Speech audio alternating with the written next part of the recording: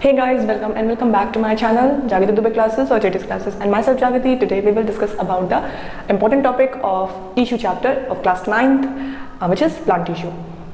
तो आज हम डिस्कस करेंगे आपका जो थर्ड चैप्टर था क्लास 9th बायोलॉजी का टिश्यू चैप्टर, उसमें हम प्लांट टिश्यू को डिस्कस करेंगे। इससे पहले मैंने 2 वीडियोस और इस चैप्टर से रिलेटेड अपलोड की हुई हैं अपने चैनल पे, वो आप डिस्क्रिप्शन बॉक्स में जाकर के क्लास 9th प्लेलिस्ट है, वहाँ पर आप जाकर के चेकआउट कर सकते हैं। और एक चैप्टर सेल जो है वो मैंने कंप्लीट कर दिया है, ठीक है, क्वेश्चन एंड आंसर वीडियो के साथ। तो अगर आपको मेरे वीडियोस अच्छे लगे तो प्लीज़ सब्सक्राइब करें मेरे चैनल को, क्योंकि जो भी व्यूज़ आते हैं मेरे चैनल पे वो नॉट सब्सक्राइब से ज़्यादा आते हैं।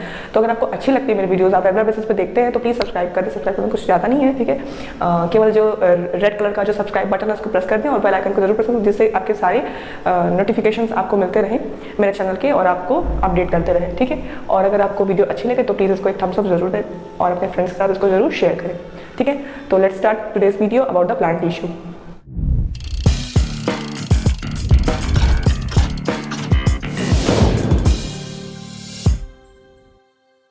ओके, तो सबसे पहले हम स्टार्ट करते हैं एक फ्लो चार्ट के मीडियम से उसको समझने की कोशिश करेंगे कि प्लांट टिश्यू जो है वो कितने पार्ट्स में डिवाइडेड है।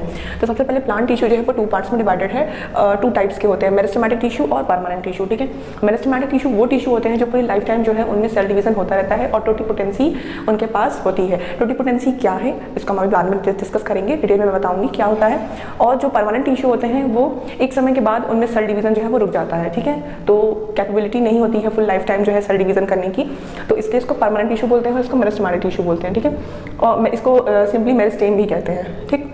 मेरिस्टेमेटिक टिश्यू जो है फर्दर फिर 3 पार्ट्स में डिवाइडेड होता है। 3 टाइप्स के होते हैं, apical meristematic tissue, lateral meristematic tissue and intercalary meristematic tissue. ये तीनों जो है पोजीशंस पे, रीजन पे डिवाइडेड होते हैं कि कहाँ पे पाए जाएंगे। एपेक्स पे जो पाया जाएगा यानी टिप पे पाया जाएगा, रूट या शूट के टिप पे, वो एपिकल मेरिस्टेमेटिक टिश्यू होता है। लैटरल मेरिस्टेमेटिक टिश्यू कहाँ होता है, बार्क के नीचे, यानी कि कॉर्क के नीचे, कॉर्क के नीचे वाले रीजन में जो प्रेजेंट होते हैं लैटरल मेरिस्टेमेटिक टिश्यू, या फिर उनको हम कॉर्क कैम्बियम भी कहते हैं, ठीक है। कैम्बियम वो वर्ड है, वो सेल्स को कहा जाता है जो फर्दर डिवाइड करके डिफरेंट टाइप्स के जो है वेरियस टाइप्स के सेल्स का फॉर्मेशन करते हैं। टोटिपोटेंट सेल्स होते हैं, कैम्बियम सेल्स होते हैं जो, इसलिए कॉर्क के नीचे जो पाया जाता है उसको कॉर्क कैम्बियम कहते हैं। और दूसरी जगह ये वैस्कुलर बंडल में पाया जाता है।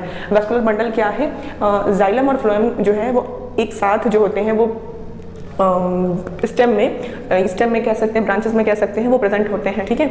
और वो कंडक्शन का काम करते हैं। ये जो कॉम्प्लेक्स परमानेंट टिश्यू होते हैं ये कंडक्शन का वर्क करते हैं, जाइलम एंड फ्लोएम, ठीक है। तो ये कंडक्शन का वर्क करते हैं। उनके बीच में, जाइलम और फ्लोएम के बीच में एक लेयर होती है यही टोटिपोटेंट सेल की, जिसको हम वैस्कुलर कैम्बियम बोलते हैं, ठीक है। तो वो भी क्या होता है, लैटरल मेरिस्टेमेटिक टिश्यू ही होते हैं, ठीक। और तीसरा होता है इंटरकैलरी मेरिस्टेमेटिक टिश्यू। ये कहाँ प्रेजेंट होते हैं, इंटरनोड वाले रीजन में प्रेजेंट होते हैं। नोड जो होती है, जो गांठें होती हैं प्लांट्स में, 2 गांठों के बीच के रीजन को बोलते हैं इंटरनोड। वही इंटरनोड वाले रीजन में इंटरकैलरी मेरिस्टेमेटिक टिश्यू जो होता है वो प्रेजेंट होता है, ठीक है। ये तीनों हो गए मेरिस्टेमेटिक टिश्यू के टाइप्स। अब हम आते हैं परमानेंट टिश्यू। परमानेंट टिश्यू जो है फर्दर 2 पार्ट्स में डिवाइडेड है। एक है सिंपल परमानेंट टिश्यू और दूसरा है complex permanent tissue. Simple permanent tissue क्या है कि ये स्टोरेज का काम करता है, ठीक है। स्टोरेज का वर्क जो है वो इसका है। इसमें parenchyma, collenchyma and sclerenchyma 3 type के फर्दर जो है वो टिश्यू पाए जाते हैं, ठीक है। लेटर ऑन इसको हम एक करके डिस्कस करेंगे। एक वीडियो हम बनाएंगे मेरिस्टेमेटिक टिश्यू के लिए, दूसरा बनाएंगे सिंपल परमानेंट के लिए और तीसरा बनाएंगे कॉम्प्लेक्स परमानेंट टिश्यू के लिए, ठीक है। तो इस वीडियो में हम सिर्फ इसके बारे में डिस्कस करेंगे, फर्दर इसको हम देखेंगे, बट यहाँ पर एक फ्लो चार्ट की तरह से इसको समझने की कोशिश कर लेते हैं कि क्या है ये। दूसरी टाइप होती है कॉम्प्लेक्स परमानेंट टिश्यू की, जिसमें xylem and phloem further 2 part में डिवाइडेड है। और ये 4 कंपोनेंट्स इनके होते हैं। जाइलम के 4 कंपोनेंट्स कौन कौन से हैं, ट्रैकेट्स, वेसल्स या ट्रैकिया, और दूसरा थर्ड जो है वो xylem parenchyma, and the 4th one is the xylem sclerenchyma और द जाइलम फाइबर, ठीक है। फ्लोएम के 4 कंपोनेंट्स कौन कौन से हैं, sieve tube, companion cells, phloem parenchyma and phloem fibres या फ्लोएम स्क्लेरेन्काइमा, ठीक है। तो यहाँ पर हम सिर्फ अभी मेरिस्टेमेटिक टिश्यू को डिटेल में डिस्कस करेंगे, इसका nature, occurrence and function. Later on further video में 2 वीडियो और बनाऊंगी, जिसमें हम एक वीडियो में सिंपल परमानेंट टिश्यू को कवर करने की कोशिश करेंगे, हम पूरा उसको कवर कर देंगे। और एक वीडियो में कॉम्प्लेक्स परमानेंट टिश्यू के हम पूरे फंक्शन, स्ट्रक्चर या जो भी ऑकरेंस नेचर होगा उसको हम कवर करेंगे, ठीक है। So let's start about the meristematic tissue, ठीक है। तो सबसे पहले हम देखते हैं मेरिस्टेमेटिक टिश्यू के बारे में, जिसमें कि डेफिनेशन अगर हम देखें इसकी तो क्या हो सकती है कि the cells of the tissue which are capable of cell division and have totipotency. वो सेल या वो टिश्यू जिसके पास जो है टोटिपोटेंसी होती है उनको टोटिपोटेंट सेल बोलते हैं प्लांट के केस में, और स्टेम सेल बोलते हैं एनिमल के केस में। कौन सा सेल बोलते हैं, स्टेम सेल, ठीक है। एनिमल के केस में स्टेम सेल बोलते हैं और प्लांट के केस में टोटिपोटेंट सेल बोलते हैं, ठीक है। तो वो सेल जिसके पास ये टेंडेंसी होती है कि वो पूरी लाइफ टाइम जो है सेल डिवीजन करे और एक सिंगल सेल से वेरियस टाइप के जो है सेल्स का फॉर्मेशन कर सके, ठीक है। समझने की कोशिश करिएगा, एक ही सेल हो, ठीक है, और वो डिवीजन करके अलग अलग टाइप के सेल्स का फॉर्मेशन कर रहा है। ठीक है, ठीक, अलग अलग टाइप के सेल्स का फॉर्मेशन कर रहा है, जो सेल्स आगे चल के डिफरेंट फंक्शंस को परफॉर्म करने वाले हैं, तो वो सेल को क्या बोलेंगे, टोटिपोटेंट सेल बोलेंगे, और एनिमल के केस में उसी सेल को बोलेंगे स्टेम सेल।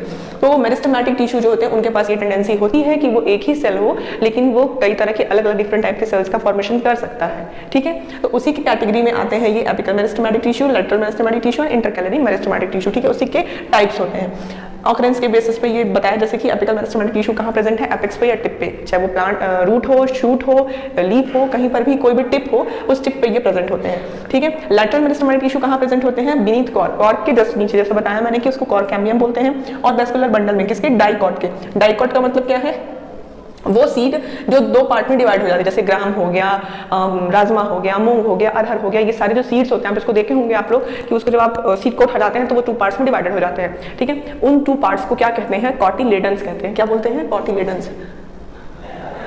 ठीक है, कॉटिलेडन्स बोलते हैं। ठीक, अब इन्हीं कॉटिलेडन्स से ये कॉट आया है, और 2 मीन्स होता है डाई, तो di plus cot equals to dicot, और अगर ये 2 पार्ट्स में डिवाइडेड नहीं होते हैं तो इसको बोलेंगे मोनोकॉट प्लांट। ठीक है, और इसके कुछ नेचर के बारे में अगर हम बात करें तो जो मेरिस्टेमेटिक टिश्यू होते हैं वो सिमिलर स्ट्रक्चर के होते हैं, यानी कि डिफरेंट टाइप के स्ट्रक्चर नहीं होगा उसका, एक ग्रुप अगर होगा तो उसमें सारे स्ट्रक्चर जो होते हैं सेम होते हैं। सेलुलोज की वॉल जो होती है बहुत ही पतली होती है, थिन सेलुलोज का बना होता है उनका सेल वॉल, कॉम्पैक्ट होते हैं, इंटरसेलुलर स्पेस नहीं होते, यानी जो सेल होते हैं इस तरीके से अरेंज होते हैं। ठीक है, तो जब 2 सेल अरेंज होते हैं तो ये देखिए बीच में स्पेस क्रिएट हो जाता है, इसी स्पेस को बोलते हैं इंटरसेलुलर स्पेस, 2 सेल के बीच का स्पेस। लेकिन मेरिस्टेमेटिक टिश्यू के केस में ऐसा नहीं होता। ये किस तरीके से अरेंज होते हैं कि कोई भी आपको इंटरसेलुलर स्पेस देखने को नहीं मिलेगा। ठीक है, ये सारे सेल्स हैं, बीच में कोई इंटरसेलुलर स्पेस नहीं, यानी कि ये कॉम्पैक्ट होते हैं। थर्ड वन क्या है नेचर इनका, कि ये स्फेरिकल, ओवल, पॉलीगोनल, रेक्टेंगुलर, किसी भी शेप के ये हो सकते हैं। ठीक है, डेंस साइटोप्लाज्म होगा, यानी कि साइटोप्लाज्म जो होता है बहुत ही घना होता है, यानी कि बहुत ही क्या कहेंगे उसको,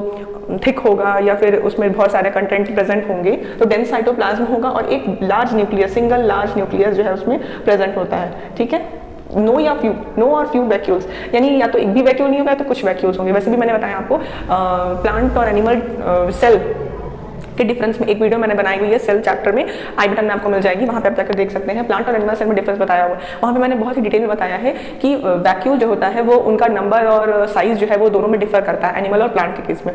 प्लांट के केस में क्या होता है, वैक्यूल बहुत ही कम होते हैं और लार्ज होते हैं, तो इसलिए लिखा है नो और फ्यू वैक्यूल जो है वो प्रेजेंट है। वहाँ पे जाकर आराम से देख सकते हैं, आपको समझ में आएगा एनिमल और प्लांट के बीच में डिफरेंस। ठीक है, वो यहाँ भी काम आएगा, आपको टिश्यू के लेवल के लिए भी काम आएगा, अगर सेल आपको समझ में आएगा तो टिश्यू भी आपको बहुत अच्छे से समझ में आ जाएगा। ठीक है, ये हो गया इसका नेचर और ऑकरेंस। अब हम इसके क्या देखेंगे, कुछ फंक्शंस को देख लेते हैं। फंक्शंस की अगर हम बात करें तो मेरिस्टेमेटिक टिश्यू जो है वो पैरेंट टिश्यू की तरह भी एक्ट करता है, मतलब कि टोटिपोटेंसी होने की वजह से वो पैरेंट टिश्यू, मतलब क्या होता है, एक ही टिश्यू या सेल से डिफरेंट टाइप के सेल्स जो है वैसे के सेल्स जो है वो बनते हैं, इसलिए ये पैरेंट टिश्यू की तरह भी एक्ट करता है या वर्क करता है। दूसरा फंक्शन क्या है इसका, कि help in growth and formation of new sales. Growth में ये हेल्प करता है क्योंकि न्यू सेल्स का फॉर्मेशन करता है जिससे कि ग्रोथ होती है प्लांट की। ठीक है, या तो वो गर्थ बढ़ाएगा या तो वो लेंथ बढ़ाएगा। ये बात यहाँ पे ज़्यादा अच्छे से क्लियर हो जाएगी कि एपिकल मेरिस्टेमेटिक टिश्यू जो है एपेक्स पे प्रेजेंट होता है, यानी कि शूट, रूट, ठीक है, और लीव्स के एपेक्स पे प्रेजेंट है, टिप पे प्रेजेंट है, तो वो क्या करेगा, आगे ग्रोथ बढ़ाएगा। शूट ऊपर की तरफ ग्रो करेगा, रूट नीचे की तरफ ग्रो करेगा। ठीक है, यानी वो लेंथ को इंक्रीज करता है। ठीक है, उसी को हम प्राइमरी ग्रोथ बोलते हैं। ठीक है, और लेटरल मेरिस्टेमेटिक टिश्यू क्या करता है, ये गर्थ बढ़ाता है, यानी कि कैम्बियम के फॉर्म में स्टेम के बीच में प्रेजेंट होता है, तो अगर वो सेल्स का बढ़ाता है तो वो गर्थ को बढ़ाएगा, यानी डायमीटर को वो इंक्रीज करता है, तो इसको हम बोलते हैं सेकेंडरी ग्रोथ। जैसे सिंपली समझ सकते हैं इसको हम कि अगर कोई बच्चा है, ठीक है, तो वो जब बढ़ता है अपने ग्रोथ के टाइम पे, जो उसकी एज होगी 5 to 10 के टाइम पे, वो क्या करेगा, अपनी लेंथ इंक्रीज करेगा। ठीक है, 13, 14, 15, 18 तक वो बच्चे जो हैं वो लेंथ इंक्रीज करते हैं। उसके बाद क्या होता है कि गर्थ बढ़ने लगती है, मोटे होने लगते हैं बच्चे।